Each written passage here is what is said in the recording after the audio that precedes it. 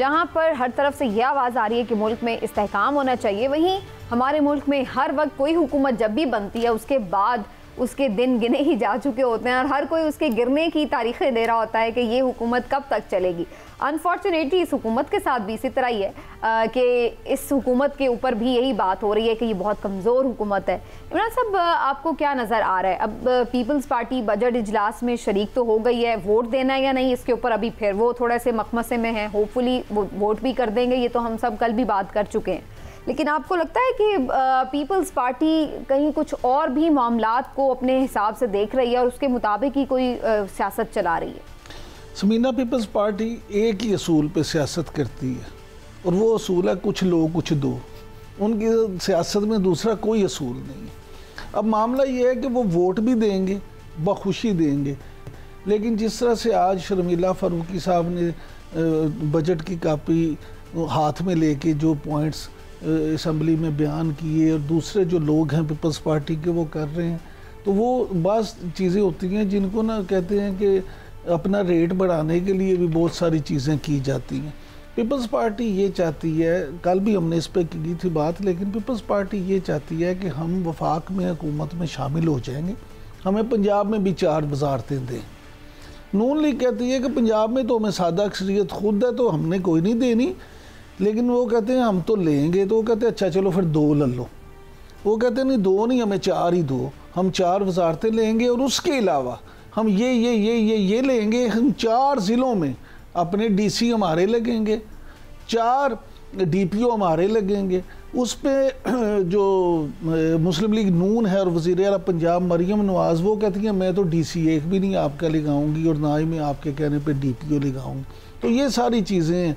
तो अल्टीमेटली होगा ये कि बजट से पहले मामला जो है ना उनके तय हो जाएंगे। बातों से ना मैं ये ज़रूर सोच रही होती हूँ कि इसका मतलब है कि ये सियासी जमातें फिर इंतज़ामिया को अपने फ़ायदों के लिए इस्तेमाल करती हैं। क्यों इनको अपनी मर्ज़ी के लोग चाहिए होते हैं? भाई आपकी जो इंतज़ामी मशीनरी है वो रियासत की नौकर है ना। सुमीना, आपके इस सवाल ने ना मुझे फिर एक बार ये पूछने पे मजबूर कर दिया कि मैं मासूम हूँ कि आप वाकई मासूम है कि जानबूझ के ऐसे करती हैं। देखिए मामला ये है कि ये जो हमारे यहाँ सियासी जमातें हैं ना, अलमिया ये है कि ये एंटरप्राइजेज हैं, ये सियासी जमातें नहीं हैं, ये सियासत नहीं कर रही, ये इक़्तिदार की लस्ट में है। और माफ़ी चाहता हूँ उसमें पीटीआई भी शामिल है। आप ये ना समझे कि पीटीआई जो है वो बड़ी साफ़ सुथरी सियासी जमात है और बाकी सारे ये तीनों जमातें जो बड़ी आपकी जमातें, खास तौर पे पीपल्स पार्टी, कोई भी सियासी जमात है ना उसका अल्टीमेट गोल यही होता है कि उसने इक़्तिदार में आना है तो उसके बाद ही वो कोई मुल्क की खिदमत करेगी जो भी उसका मंशूर है, चाहे वो नून हो, चाहे पीपल्स पार्टी हो, चाहे तहरीक इंसाफ हो। इक़्तिदार की ख्वाहिश या इक़्तिदार के लिए कोशिश में हिकमत अमली में कोई उसमें वो बात नहीं है कि उस पर तनकीद हो। लेकिन मैं तो ये बात कह रही हूँ कि जब आप कानूनी और आईनी तौर पर बाहर निकल जाएं और उसके अलावा दरवाज़ों से बाहर से इक़्तिदार समेटने की कोशिश करें, फिर इक़्तिदार में आकर आप पैसा बनाने की कोशिश करें, या इंतज़ामिया में, जुडिशरी में, हर जगह पर इस तरीके से आप तैनातियाँ शुरू करें कि जनाब आपके इक़्तिदार को दवाम मिल जाए और उसके बुनियाद के ऊपर आप ये एक लॉन्ग टर्म अपनी बादशाहत कायम करना चाहें, ये सब क्या है? इक़्तिदार हासिल कर लेना, वज़ीर आज़म बनना, इसकी ख्वाहिश करना, इसके लिए हिकमत अमली बनाना, ये तो कोई ऐसी गुनाह की बात नहीं है, ना कोई हमारा आइन इसकी ममानियत करता है। दुरानी साहब, ये बात मेरी सही है या गलत है? आप दोनों की बड़ी सीरियस डिस्कशन, मैं भी कुछ सीखने की कोशिश कर रहा था। अच्छा, दुरानी साहब से पूछ लेते हैं। दुरानी साहब, जो मैं बात कर रहा हूँ आप प्रैक्टिकल बात कर रहे हैं, लेकिन मैं कहती हूँ कि साथ को हमें ना थोड़ा सा आइडियल अप्रोच रखनी चाहिए ताकि सियासी जमातों को याद रहे कि असल चीज ये है। हम इसको जितना इस तरह ले लेंगे ना इमरान साहब के, ये तो ऐसा ही होता है, तो फिर उन्हें तो वो भूल जाएगा, उस पर वो शर्मिंदगी भी महसूस नहीं करते। मैं ना दुरानी साहब से जानना चाहूँगा, साथ मेरा भी एक थोड़ा सा एक सवाल मेरा भी ले लें। दुरानी साहब, मैंने 1990 11 जनवरी 1990 मेरी ज्वाइनिंग का दिन था पाकिस्तान के सबसे बड़े अखबार। मुझे 35 साल तकरीबन इसमें हो गए माशाल्लाह। मुझे इन 35 सालों में यानी 90 से लेके अब तक तो सारे इलेक्शन मैंने बतौर रिपोर्टर खुद कवर किए हैं, खुद ऑन ग्राउंड जाके चीज़ें देखी हैं। मैं ये बात तो वसूख से कह सकता हूँ कि 90 से लेके अब तक मैंने कोई एक ऐसा इलेक्शन नहीं देखा जिसमें किसी भी सियासी जमात ने इस तरह से इलेक्शन लड़ा हो या हुकूमत बनाई हो जिस तरह से समीना साहिबा भी कह रही थी। यहाँ किसी के कंधों पे चढ़ के आए 90 से लेके आज तक, और उन कंधों से जैसे ही उन्होंने समझा कि पता नहीं असी मजबूत हो गया, उतरने की कोशिश की है तो उन्होंने कंधे हिला दिए साथ ही और सारे गिर गए। तो इसमें सर देखें, आपको ब्रेक तो नहीं लेनी? नहीं सर, आप बताएं। अच्छा, मेरा जनाब, आपने देखें, पहली बात तो ये है कि मफाद की सियासत जो है वो आजकल मतलब सियासतदानों का हक तस्वर होता है, पार्टियों का भी।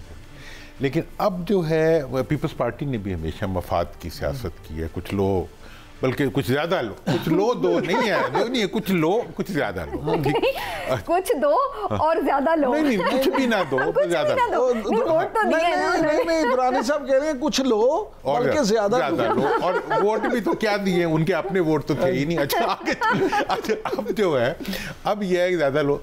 अब जो गिला मुझे पैदा हुआ कुछ ये रिसेंट इसमें कि पीपल्स पार्टी जो बहरहाल उसके पीछे शहीद भी हैं, बीबी है, भुट्टो साहब हैं, बड़े नाम है, वो जब एक मुनाफिकत की सियासत पे आ जाए कि जी गवर्नर बैठा है जी, वो छुट्टी पे गया तो पीछे साइन हो गए तो फिर वापस पता ही नहीं लगता। हाँ, हमें पता ही नहीं, वो तय करके गए थे, और वो तय करके गए थे कि जी हम जा रहे हैं, तुम पीछे से साइन, मतलब अवाम को हम पता नहीं क्या टिश्यू पेपर भी उनको पता, कोई अहमकों का एक कारवां रेवड़ समझते हैं कि जी हम जा रहे हैं। इसलिए जो इस वक्त सियासत हो रही है वो बिल्कुल सियासत के तमाम जो ज़ाब्ते इखलाक है उनसे भी आगे निकल चुकी। 90 से लेके अब तक नहीं, मैं आपको बताऊं कि मेरा चूँकि पुराना एक्सपीरियंस है, 1977 के बाद, बल्कि 88 के बाद जितने भी इलेक्शन हुए हैं उनमें किसी ना किसी किस्म की टेम्परिंग हुई है, और वो उसके नतीजे मतलूबा नताइज हासिल किए गए हैं, और उन मतलूबा नताइज को करहन व तौहन अवाम ने भी तस्लीम कर ली है, और आपस में टक और वो थोड़े करीब तर होते थे ना। अब देखिए याकूब साहब, एक बात जिसको मैं बार बार कह रहा हूँ, इसको समझने की ज़रूरत है, वो ये है कि 2024 में होने वाले इलेक्शंस माजी के 10 इलेक्शंस से मुख्तलिफ। वो माजी के 10 इलेक्शन वो थे जिसमें 2 के अलावा बाकी सारों का इल्ज़ाम मियाँ साहब पे आया था कि उन्होंने धांधली की है। ये बड़ा तारीखी मैं फैक्ट्स बयान। ये जो 2024 का इलेक्शन है ये पीडीएम वर्सेस अवाम का इलेक्शन था, पीटीआई तो थी नहीं।